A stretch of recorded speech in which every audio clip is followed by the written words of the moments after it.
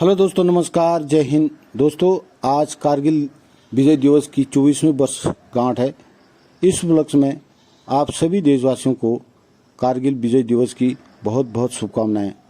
तो दोस्तों, आज हम भूतपूर्व सैनिक यहाँ पर इकट्ठे हो रखे हैं। उन वीर सपूतों को श्रद्धांजलि देने आए हैं जिन्होंने कारगिल की लड़ाई में अपने प्राणों को न्यौछावर किया था।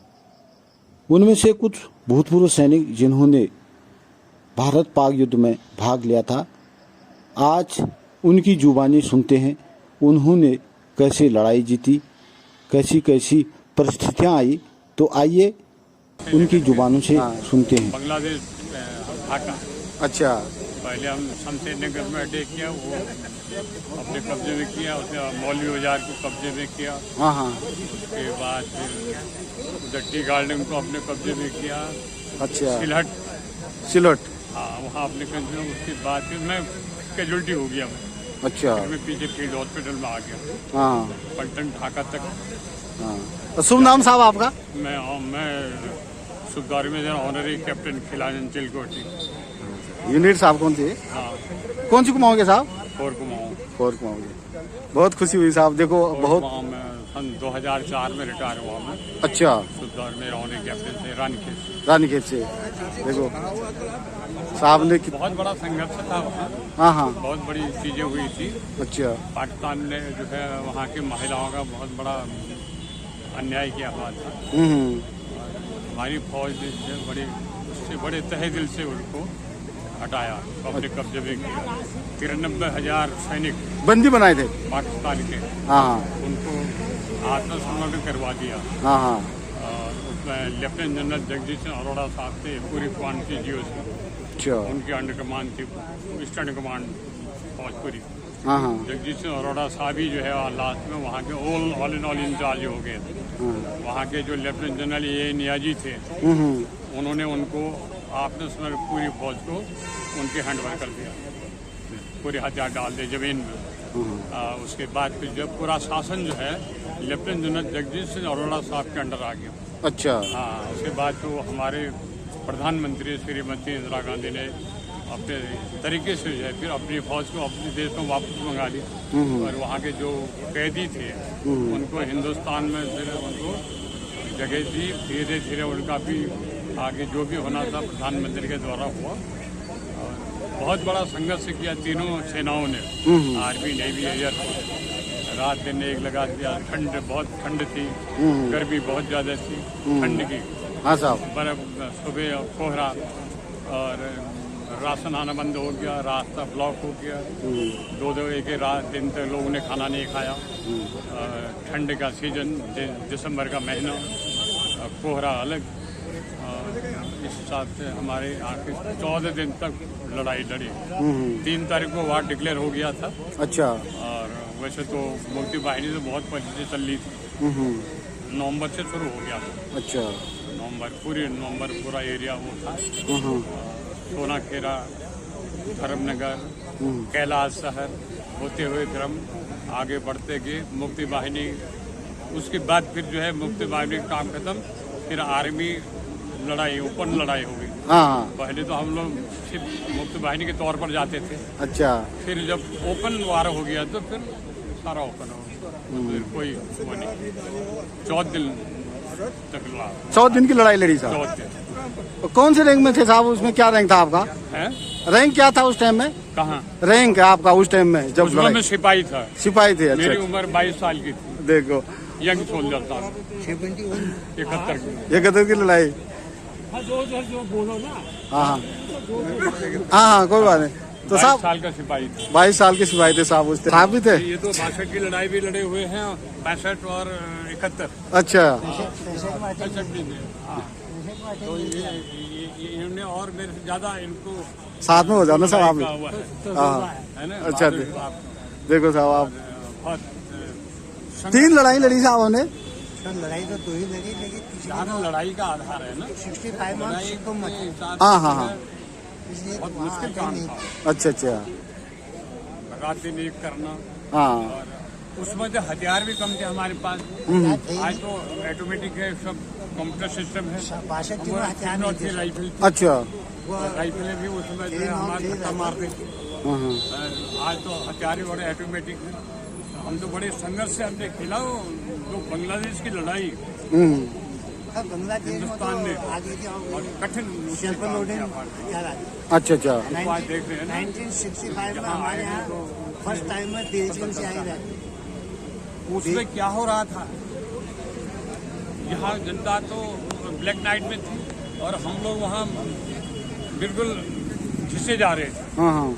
हमारे पास राशन कम हो गया, जो बीच में रास्ता ब्लॉक हो चुका।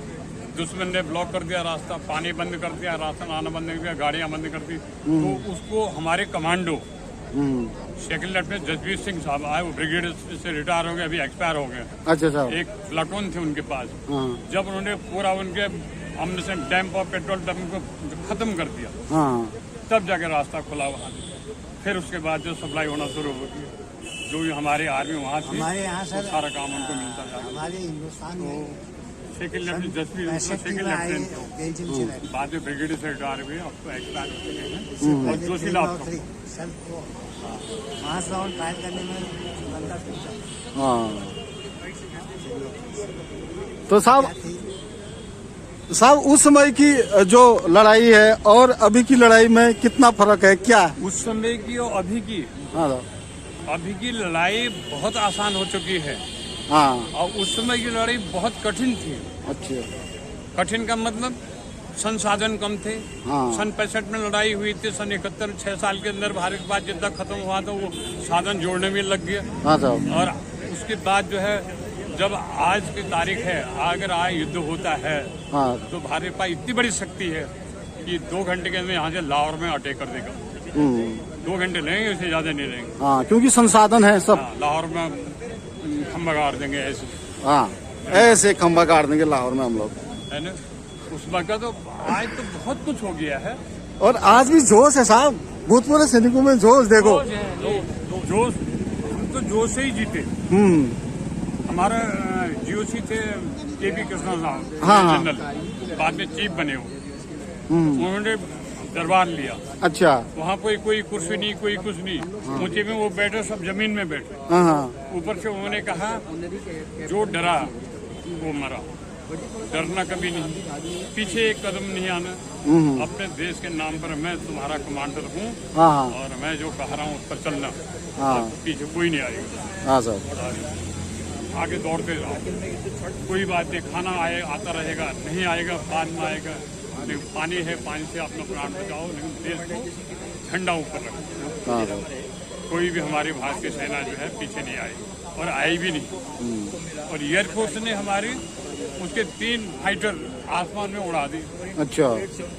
जब उनका फाइटर आए, हमारी एयरफोर्स जो आई वहाँ से, जब उन्होंने अपना ताकत किया तो उनके 3 फाइटर नीचे डाउन। हालांकि 1-2 फाइटरों का हमारा भी नुकसान हुआ, लेकिन उनके बहुत ज्यादा हुआ। हाँ साहब। ये बहुत समस्या थी उस टाइम, संसाधन कम थे। आज तो बहुत है।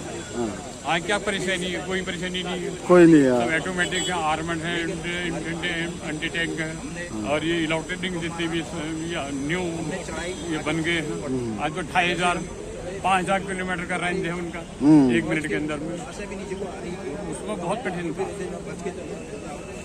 अच्छा साहब, आप एक ही यूनिट के हैं साहब लोग दोनों? नहीं, मैं 5 कुमाऊं का हूँ सर। 5 कुमाऊं के, 4 कुमाऊं के साहब हैं, तो नमरी सिमरी होंगे साहब ना? एक साथ ट्रेनिंग करी होगी? नहीं, यहाँ मेरे से सीनियर है। अच्छा, साहब सीनियर हैं। मैं तो 1961 में, मैं 71 में गया। अच्छा, साहब 1961 में। अच्छा। बहुत खुशी हो रही सर आप लोगों को देख करके, मैं भी मिल के बहुत खुशी हो रही है, और विशेषकर आप लोगों को मिल के साहब बहुत खुशी हो रही है। और इसी तरह जो नए हैं हमारे नई पीढ़ी, उनको ये शिक्षा मिलेगी कि किन परिस्थितियों में उन्हीं से गदर की लड़ाई जीती थी हम लोगों ने। तो बहुत बहुत धन्यवाद साहब आपका, आप बातचीत करने के लिए आपके साथ। अभी ये पीढ़ी बहुत कम है अब। हाँ। ये जो सन 62, सन 65, सन 71 हाँ। लड़ाई वाले जो हैं, हाँ साहब, अभी बहुत कम रह गए हैं। हाँ। और 5-10 साल के बाद ये सब वाले तो बहुत कम मिलेंगे। कब तक राजे कारगिल उम्र साहब उम्र कितनी होगी आपकी? मेरी अभी 74वां सुर है। 74वां। और साहब की 80 साल।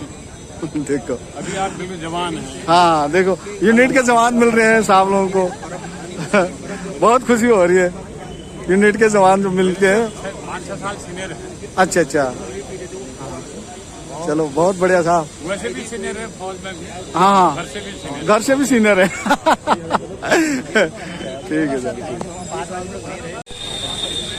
तो जिन साहब लोगों ने 1971 1965 की लड़ाई लड़ी वो साहब लोग आज हमारे सामने अभी भी मुस्कान है, अभी भी जोश है।